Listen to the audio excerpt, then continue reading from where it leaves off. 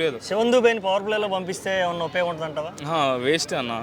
శివం దుబేకి పెట్టిన పేరు ఏంటంటే స్పిన్నర్స్ని బాగా ఆడతాడు. అంటే కేవలం ఆ పదం అతని మీద పెట్టి ప్రెజర్ పెట్టారా, నిజంగానే అతను ఓన్లీ స్పిన్ బాగా ఆడగలరా? చూసినట్టయితే కూడా నిన్న క్లారిటీ రావాలి ఆడియన్స్ కి. నిన్న కాదు, ప్రతి ఏ మ్యాచ్లో అయినా సరే చూసినట్టయితే నిన్న బుమ్రాకే వికెట్ పడింది.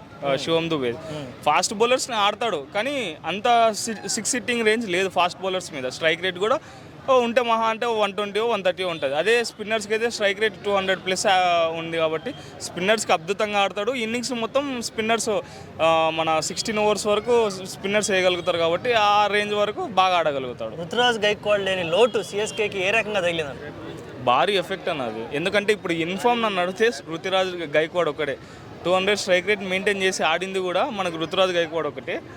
ఇప్పుడు తనకి ఎల్బో ఇంజురీ కావడం వల్ల పక్కకు వచ్చింది కాబట్టి భారీ, అసలు నన్ను అడిగితే నెక్స్ట్ వచ్చే మ్యాచెస్కి పరువు కోసం అన్న ఆడి మ్యాచ్లు గెలుచుకుంటే చాలు వాళ్ళు. ఏమన్నా సిఎస్కే తరపు నుంచి ధోని ఓపెనర్గా వస్తే ఎలా ఉంటుందని ఎక్స్పెక్ట్ చేయొచ్చు?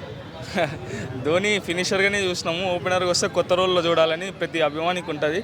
చూడాలన్న ఒకవేళ వస్తే ఏ రేంజ్లో మ్యాచ్లు మ్యాచ్ పోతుంది అని ఎక్స్పెరిమెంట్ చేయొచ్చు కదా కనీసం. అవునవును. అంత సీనియర్ ప్లేయర్ కనీసం ఓపెనింగ్లో వచ్చి ఒక ఎండ్లో స్టాండ్ అయి ఉంటే ఆ భయం అనేది ఉంటుంది. నెక్స్ట్ వచ్చే వాళ్ళు ఫ్రీగా ఆడొచ్చు అవతల ఎండ్ వాళ్ళు.